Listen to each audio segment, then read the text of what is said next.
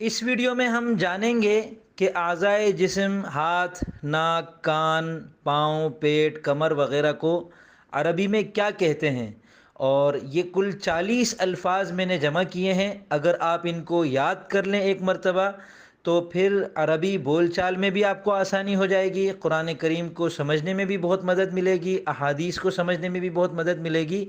اور عربی زبان کے یہ 40 الفاظ یاد کرنے کے بعد آپ کو عربی میں اچھی خاصی مہارت حاصل ہو جائے گی۔ تو چلیے شروع کرتے ہیں۔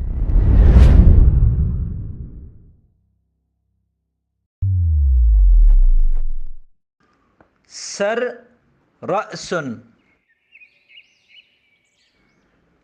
چہرہ، وجہ، بال، شعر، پیشانی، جبہۃ، بھویں، حاجبین، آنکھ،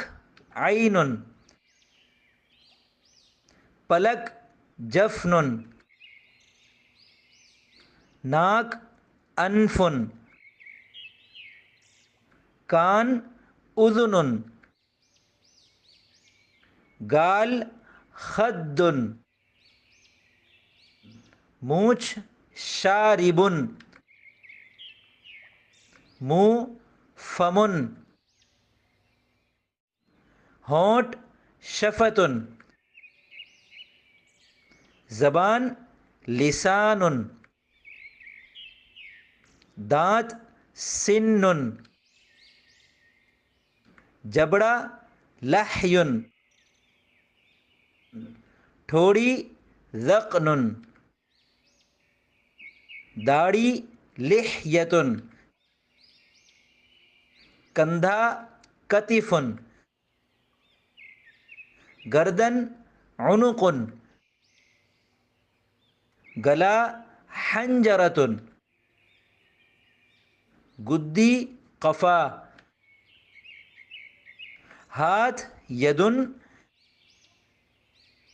ہتھیلی، کف، انگلی، اصبع، انگوٹھا، ابہام، کلائی، ساعد، کوہنی، مرفق، گٹا، رسغ، بازو، عضد،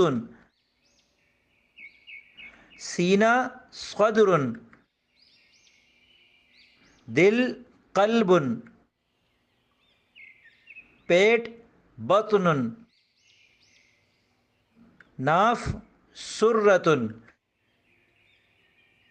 کمر، ظہر، پاؤں، رجل، گھٹنا، رکبۃ، پنڈلی، ساق، ٹخنا، کعب، ایڑی، عقب۔ تو یہ 40 الفاظ ہیں، 40 اعضائے جسم ہیں۔